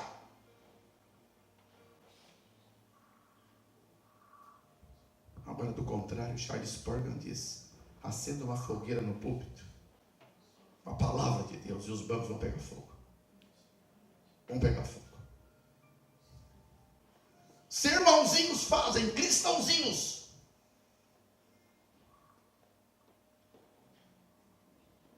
Deus, que não recebeu afronta, porque ele não estava vivendo aqui para contar piada. Usar isso aqui para contar piada, vai ter que acertar a conta com Deus. Porque nós estamos vivendo os últimos momentos. E as palavras proferidas aqui têm que enobrecer o que houve e torná-lo mais semelhante a Jesus. Acho que a temporada de piada acabou. Eu amava piada, eu amava. Podia me contar uma que eu ia dobrar de rir. Mas depois que eu me converti, eu não consigo mais rir de piada. Não consigo, me perdoe se você gosta, eu não consigo mais. Porque nós estamos vivendo os últimos momentos da história desse mundo. A minha geração, a minha, vai ver Jesus nos ares. A minha e a sua também, tá bom? Você vai ver, William. Você vai ver, Vanessa. Você, amigo, essa geração. Então, piada, agora acabou a temporada da piada. Piada de alemão, piada de português, piada de brasileiro, acabou. Basta. Agora Jesus tinha bom humor, isso é diferente. Sorrir é uma coisa maravilhosa. Sabe, ficar alegre é algo celestial, irmãos. Cristo veio para que você viva feliz e alegre, sorrindo. Mas não vou usar o público para contar piada. Isso Agora, 27:30 do livro de Mateus, Jesus não aceitou a piada. Então, aqueles soldados romanos possuídos de anjos que foram tombados do céu, pegaram pedaços de pau, aqueles porretes que os soldados usam para defragar manifestos públicos, e deram na cabeça de Cristo com a coroa de espinho nela. Ele recebeu pauladas na cabeça. Eu repito 27:30 de Mateus. Acho que uma paulada dessa eu já ia ter caído tombado de um traumatismo craniano. Porque aqueles espinhos, irmão, eu peguei uma coroa de espinho lá em Jerusalém, eu até comprei uma semelhante. Aqueles espinhos são espinhos que parecem navalhas, meu amigo Gilson. Eles tinham que fazer com alicates, porque se podia cortar a mão dos algozes. Então o alicate eles torciam aquele caule com espinhos. E fez bem justo, e cravaram com uma tábua na cabeça de Cristo. E quando os espinhos perfuravam a fronte dele, escorria sangue, suor e lágrimas. Lágrimas, porque ele estava vendo pessoas que tinham visto os milagres dele, tinham ouvido as palavras dele, como a do Sermão do Monte, mas que agora gritavam, possuídos de demônio: crucificam-no, crucificam-no. Com aquela condição, de tantas pauladas que levou, já chicotadas, ele já estava quase morto, irmãos. Quase morto. Irmãos, ele podia chamar um anjo do céu, um anjo. Não tem anjinho no céu, anjão. Um anjo do céu, um anjo. Se você tem dúvida, é só você ler melhor depois o livro de Isaías 37, tá? Ali um anjo, ele pode derrotar 185 mil soldados assírios com um sopro, numa noite. Ninguém usou espada e o exército caiu. Um anjo. O anjo do céu pode dar um sopro e tombar tudo quanto é espírito de demônio. Jesus podia chamar um anjo para vir resolver aquele problema, mas ele não poderia salvar você. Ele queria passar por tudo aquilo para salvar você, para você poder olhar para ele e falar, nunca duvidar, até onde ele foi capaz de ir para provar para você que ele te ama, e que ele quer você, que ele deseja você, que ele quer salvar você. E se ele quer salvar você, como que ele vai te negar alguma coisa? Como ele vai te negar aquilo que é melhor para a tua vida? Você fala, mas me falta tanta coisa, Fernando Lucas. O que falta para você é que a tua fé não permitiu você ainda tomar posse. Então você vai entender melhor o que você tem que fazer. Você vai ser como Paulo, vai chegar para Jesus e vai dizer, o que o Senhor quer que eu faça? Atos 9, verso 6. O que o Senhor quer que eu faça, Senhor? Aí fique preparado para receber a proposta. Ele vai te falar. Sempre que você pedir um milagre, Deus pode te dar uma ordem. Ele usou essa semana para dar ordens para nós. Você já recebeu algumas essa semana e você sabe disso.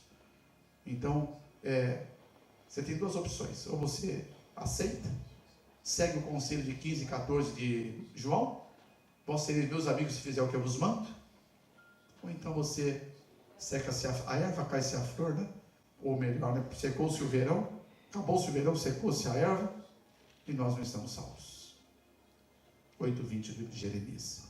Mas em suma, depois que Jesus estava tombado, e pauladas na cabeça, aquela coroa de espinho, tiraram de novo o manto dele, deixou ele desnudado de novo, colocaram um paninho para tampar as partes íntimas do cordeiro, e jogaram uma cruz em cima dele, mas ele não tinha condição de levar aquela cruz.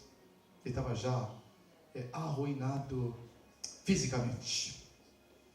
Mas ele pensou, acho que mas eu tenho que levar essa cruz. E falava, meu Deus, eu tenho que levar essa cruz, eu tenho que levar a cruz do Fernando Lucas. Irmãos, só um milagre. Ele se levanta. Ele se levanta, irmão, ele levanta. A Bíblia tenta relatar isso, mas a gente não compreende. Ele se levanta, mas sem forças para pegar a cruz mais pesada do universo. Era a minha cruz. Era para salvar a mim. Ele pega aquela cruz, né? Ela tomba na boca dele, é como se ele beijasse a cruz, está beijando a minha salvação. Porque ele me amou. Com amor eterno eu te amei. Eu já disse esse texto. Né? Eu quero salvar você. Eu quero salvar você. Eu quero salvar você, internauta. É isso que ele está dizendo. Então, irmãos, Alguns textos relatam que Jesus ele carregava aquela cruz com um ar de satisfação, porque ele estava cumprindo a missão. Ele veio para morrer por mim, por você, para morrer por todos que o aceitassem como Senhor e Salvador. Jesus veio, Jesus já nasceu crucificado. E agora, irmãos, ele mal conseguia levar aquela cruz, porque ele estava a um passo, 2 passos, ele tombava, porque o corpo dele já estava falido, fisicamente falando, mas ele era um homem que por acaso era Deus. Que por acaso era Deus. Quando os soldados viram esse homem, não vai conseguir chegar lá em cima, até o Gólgota. Eu fui até o Gólgota. O Gólgota hoje é um monte ali, que está numa parte de Israel, né, que tem cara de caveira. E ali eu fiquei imaginando, no centro estava a cruz de Cristo, do lado dos ladrões. Mas ele tinha que subir só aquele morro. Não é um morro tão alto assim, mas ele não tinha mais forças. Então um tal de Simão Cirineu foi pego pelo soldado romano. Ajuda esse homem a levar. Eu queria ter sido esse Simão Cirineu. Eu queria ajudar Jesus a levar a cruz dele. Já pensou que honra, né? Para Simão ter carregado com o Salvador a cruz dele. Mas você tem essa chance ainda. Você vai parte. Sabe como? Se você quer de verdade, um dia eu quis. Quando você leva a cruz da Mônica, você está levando a cruz de Cristo. Quando você ajuda a levar a cruz da Iranilda, você está levando a cruz de Cristo. Quando você leva a cruz do Jefferson, você está ajudando a levar a cruz de Cristo. Irmão Walter e irmã Eva. Quando você leva a cruz de um jovem que está aí meio hesitante, você está levando a cruz de Cristo. Pastor, então o senhor tem levado a cruz de Cristo. Quando o senhor leva a cruz da igreja. E para o senhor poder fazer isso, não é o Senhor que faz. O senhor não teria essa força. Deus lhe dá o Espírito Santo. Deus lhe dá um poder sobrenatural para o senhor poder desejar levar a cruz de Cristo. Eu louvo a Deus por servos ungidos que amam fazer isso. Qual é a sua profissão? Levar cruzes. Eu louvo a Deus por sua vida. Agora, leve a cruz de Cristo. Você vai. Quer viver o dia mais feliz da tua vida? O dia mais feliz. O dia mais feliz da tua vida. Eu vou propor para você. Faça algo irretribuível para alguém. Algo irretribuível. Faça. Depois me encontra no caminho e fala: o que aconteceu com você? O que você sentiu? Qual é o retorno? Só os céus podem retornar. Só os céus. Amém, irmão José? Joaquim? Só os céus. Só os céus. É algo irretribuível. Olha, Jesus chegou lá em cima, irmãos. Agora com o Simão Cirineu ele conseguiu chegar. Amarraram a trave horizontal nos braços dele. E a outra foi levada por Simão Cirineu. Na hora que ele chegou, um soldado empurrou o corpo de Cristo, que já estava tão fraco. Ele tombou de costa com as traves, com as costas todas arrebentadas já. Imagine a dor. Deve ter doído demais, mas não saiu nenhuma palavra de murmuração. Eu não sei se ele fazia parte da ordem dos beneditinos, porque ele cumpriu a regra 34, Elisete. Ele não murmurou, irmã Eva. Ele não murmurou, pastor. Porque ele cumpriu a profecia. Como ovelha muda, foi levado diante dos seus tosqueadores. Ele não abria a boca.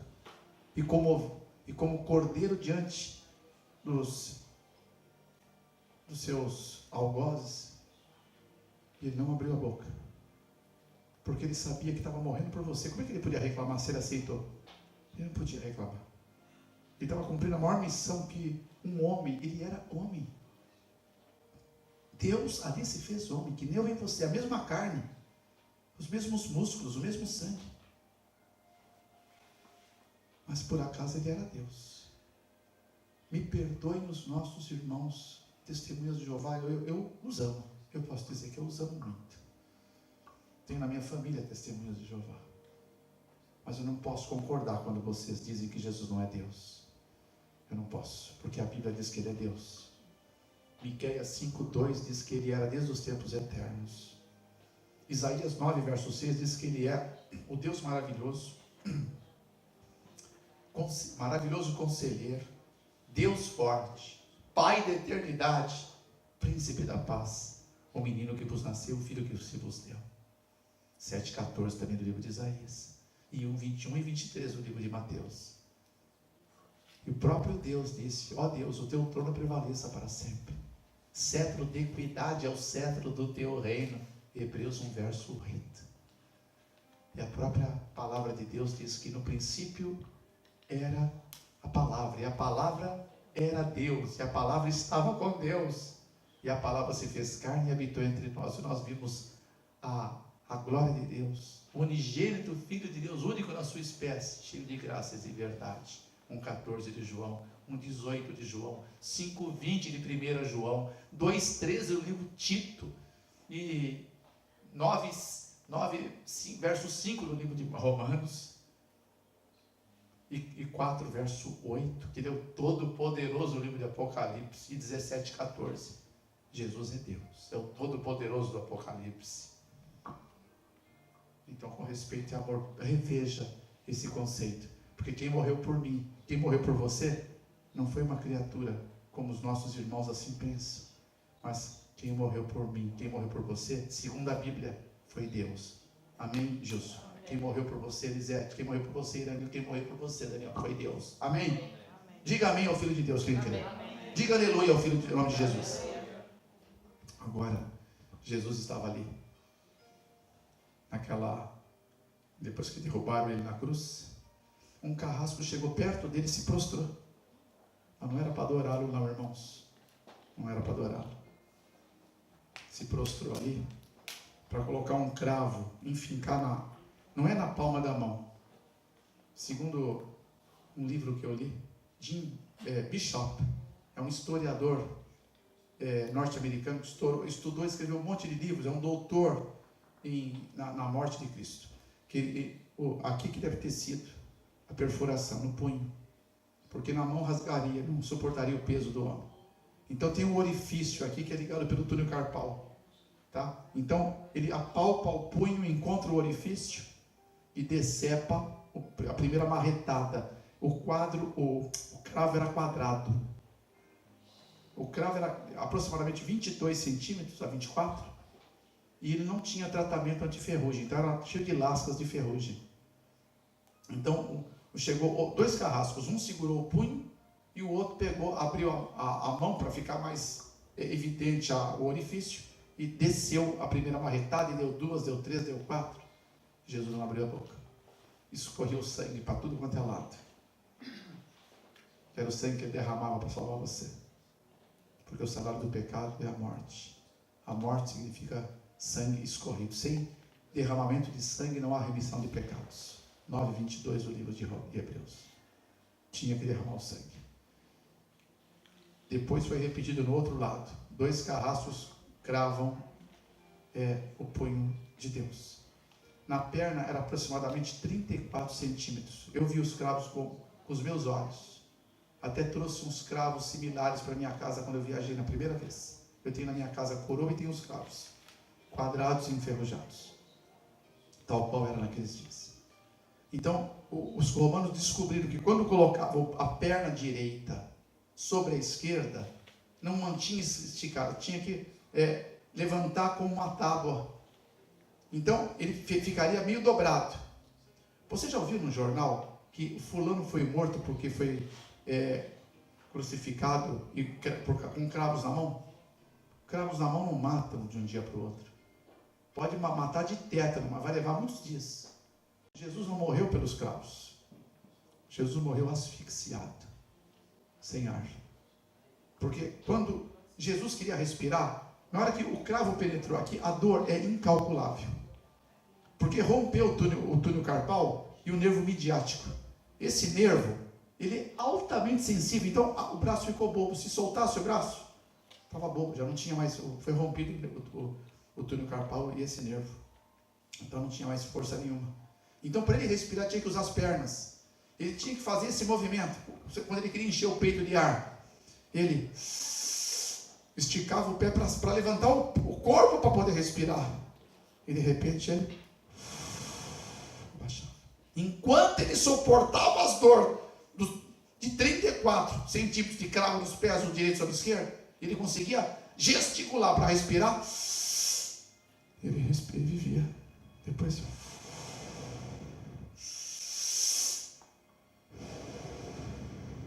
chegou uma hora que ele não conseguiu mais de dor. A hora sexta. Não, antes da hora, a hora sexta começou a ficar trevas sobre a terra. Trevas, hora sexta. É como equivalente a 9 horas da manhã aqui. Tá? Então, as pessoas passavam perto, olhavam para a cruz, aquela cena esdrúxula, e dizia, né, que se é o Filho de Deus, desça daí para acreditarmos em você.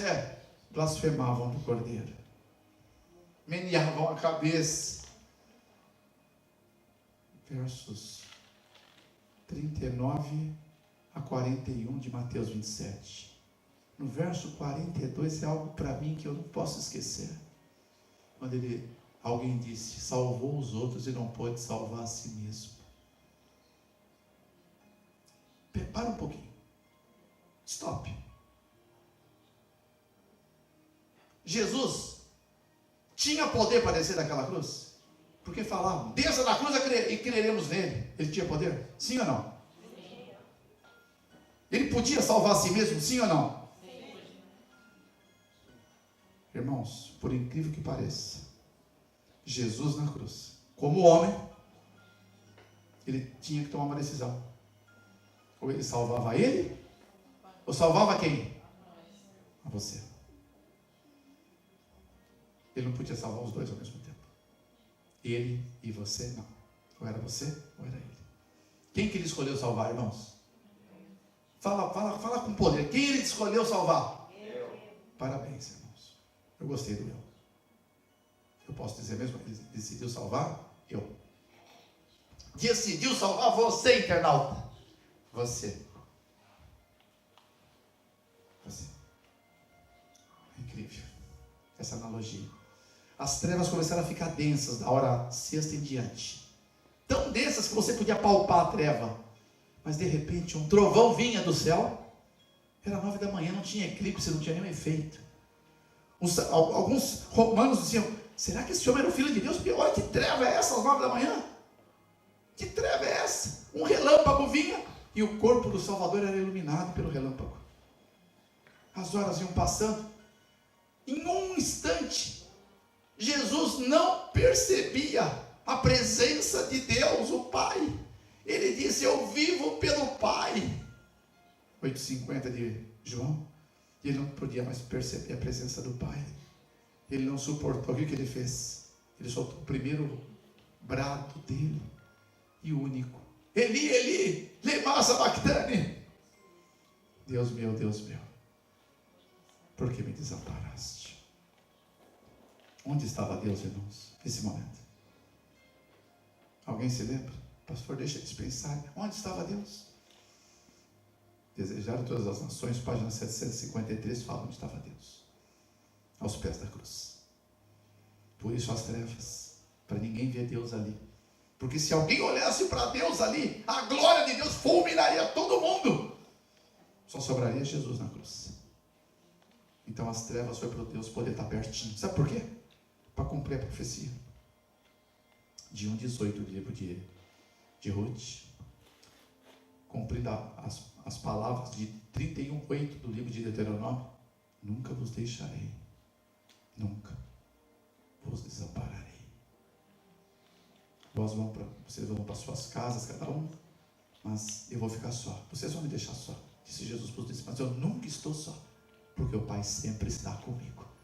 18:32 de João. 16:32, aliás. Agora, a profecia estava cumprida. O Pai estava pertinho. O pai não podia estar no céu naquele momento. Onde estava o Espírito Santo? Agora, irmãos, na hora nona, quando estava chegando a hora nona, o livro Desejado de Todas as Nações, você tem que ler esse livro, internauta. Se você está no Brasil, é 0800 979 0606. Adquire o livro, é o melhor livro que você pode ler na sua vida. E vocês, nos canais aqui, mais apropriados, você encontra o seu Desejado de Todas as Nações e leia esse livro. Em nome de Jesus, leia esse livro. Esse livro pode ser uma prancha de salvação para você. É um livro meio de cabeceira. Então, nesse 756, a página, está dizendo que perto da hora nona, quando estava chegando a hora nona, que era às 3 da tarde, um sol começa a iluminar. Ele parece, é como se o sol descesse do céu e ficasse na cruz. Ele ilumina a cruz. Então começa do rosto do Salvador. O rosto do Salvador é iluminado como um sol. Então, sabe, esse sol era para que Cristo pudesse perceber, o Pai estava perto dele. Ele olha para o Pai, meu Deus, o Senhor está aqui, obrigado por estar tão perto de mim. Como é a confirmação disso? Está em 23:46 do livro de Lucas. Quando ele viu que estava cumprindo quase a sua missão, ele disse: Pai, nas tuas mãos eu entrego o meu Espírito. Na hora que ele disse isso, irmãos, 19:30 do livro de João, ele fala: está consumado. Aquele texto que nós já estudamos juntos. Está pago. O preço de todos os pecados dos Gilson estão pagos, Gilson. Todos, Gilson. Acabou, está pago. O senhor viveu mais que o Gilson, irmão. Walter, amém? Está tudo pago, irmão Walter. Amém. Tudo pago, irmã Eva. Tudo pago, irmã Conceição. Tudo da Elisete, estão todos pagos. É só ela querer assumir, irmã. Pastor, como homem de Deus, tudo pago, os seus também. Os meus também, pastor. Os seus também. Os seus, está tudo pago. Os seus estão pagos. Você só tem que tomar posse deles. Só tem que tomar posse. Está consumado. Nessa hora, o texto, a página 756, diz que aquele sol, ele começou a encolher. Ficou só no rosto. Da cruz passou para o rosto. E Cristo, então, lentamente, irmãos, ele vai reclinando a cabeça. Vai reclinando. E o queixo encosta no peito. E ele morre. Jesus morreu. Para você poder viver. Morreu de amor por você. Nunca ninguém te amou assim. Capaz de morrer no seu lugar. Mas ele falou: não vai bastar. Tudo que ele fez na cruz basta para você, tá? Mas ele ainda achou: não, mas eu quero fazer mais. Eu amo tanto isso que eu quero fazer mais. Eu vou guardar o sábado na sepultura. Ele morreu nos últimos momentos da sexta-feira. O sábado, 24 horas do sábado, ele repousou na sepultura. Eu entrei naquela sepultura. Eu entrei lá, gente, várias vezes. Eu com as minhas mãos, eu apalpava cada pedacinho daquela sepultura. Eu apalpava. Falei: onde que estava? Onde será que puseram? Mas, aquela sepultura, eu já fui até a sepultura de alguns deuses que se apregou por aí. A sepultura de Confúcio, os restos mortais dele estão lá. A sepultura de Buda está lá na Índia, os restos mortais de Buda estão lá, de Siddhartha Gautama. A sepultura de Maomé está lá em Meca. Agora, a sepultura de Jesus está vazia, irmãos. Eu vi com os meus olhos. Amém? Diga aleluia quem crê. Está vazia, porque ele ressurgiu. Ele falou: eu preciso ressuscitar para ajudar o Daniel a vencer a luta dele, para ajudar a família dele, porque a família dele é minha, ele disse. Eu quero ajudar a irmã Eva. Então eu vou lá para o céu. Eu vou sentar lá. Desde 1844, 22 de outubro, eu vou passar para o lugar santíssimo, porque é o tempo da expiação, é o tempo final. Somos essa geração que vai ver Jesus. Eu quero interceder para que toda a família da irmã Eva, o Gerson, o Valtinho, que a Miriam, o Vitor, o Vinícius, toda a família estejam no céu quando eu descer para buscá-los. Então ele está intercedendo por você agora no santuário. E todo aquele que nele chega e pede ajuda, ele vai agir, ele vai interceder. E está lá escrito em 7:25 do livro de Hebreus. Então, por que razão você deve ser grato a esse Deus? Por que razão? Ele morreu para salvar você. Irmãos, hoje eu não vou falar de mim. Vou falar da experiência que eu não falo de mim. Eu falo da experiência que eu tive com ele. Mas hoje eu não quero que você vá pensar na minha história. Eu quero que você pense nessa história. Então nós vamos cantar aqui. Agora amanhã eu vou falar do testemunho. Prometo. Tá? Nós vamos ter 2 momentos amanhã. Tá? E vamos ter o domingo. Eu quero terminar o testemunho com bastante honradez a você. Mas agora eu quero que você vá pensando. Nesse sábado. Eu sirvo o único Deus, único, que tem feridas. Só esse Deus tem feridas. Esse é o único Deus que decidiu se transformar em homem e morrer pelas suas criaturas. Não há outro Deus que fez isso em toda a história do universo. Esse Deus que eu sirvo, e esse Deus vive, esse Deus reina, e esse Deus está no Santíssimo, preparando, intercedendo por mim, para que eu não desista e não desista. Quem crê, diga glória a Deus.